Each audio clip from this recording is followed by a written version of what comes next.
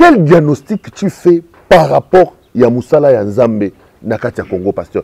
Parmi bateau Babomi Mboka, il y a un pasteur. Bino ba pasteur vont participer, il y a quoi endurcir, mais ba politicien. Babiloka lokuta, ba professeur lokuta.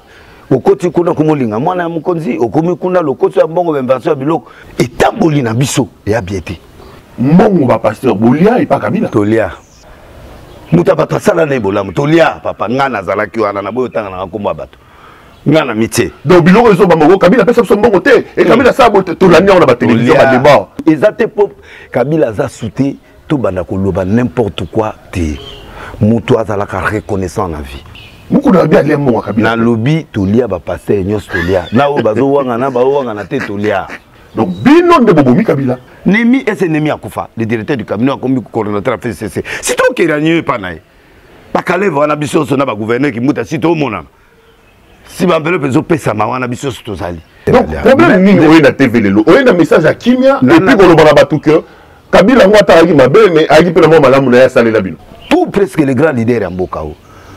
Kabila a tendu la main à tous ces gens-là. Donc c'est à ce moment-là que nous devrions faire ce travail. Maintenant, comme Félix a dit, il faut apprendre des leçons pour y aller à l'ongola biloka ou tchape menika batou parce que tant on a yé koki.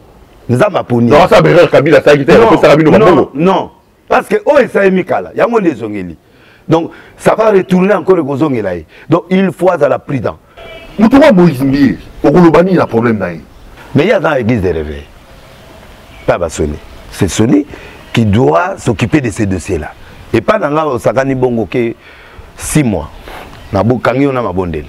Ibrahim Kabila lobi gaza mona Kabila ça la test Aden. Na tout nos questions Ibrahim parce que pasteur azana kati. Muta porter Ibrahim Kabila plainte et ambassadeur Mugalo. Na sengi na ndeko nanga Ibrahim. Distraction et l'écarté. Protéger biso président Félix. C'est quoi? Hein? Yo exposé président Félix que non atindi major en commun. Ozo monate ozo créer conflit. Ce qui suko mote pelé na mboka. Oko oboma moto wana. S'il te plaît, Ibrahim, un peu de maturité. Bon, on a lobby Bakanga Kabila, on a porté Kabila plainte. Tout ce que Mokuna dit n'est pas faux. Mais il y a certaines manières pe makamusu et lobamaka. Bon, au moins Mokuna za sans chaud. Moi je peux pas contredire combat à Mokuna. Mais je conseille seulement à mon frère peut-être de ne pas citer les noms de faire. Il a posé l'acte Yarufunda. C'est déjà suffisant. C'est à l'État maintenant, justice à Rotala, ce qu'il a dit est vrai, est passable ou ça. Oui.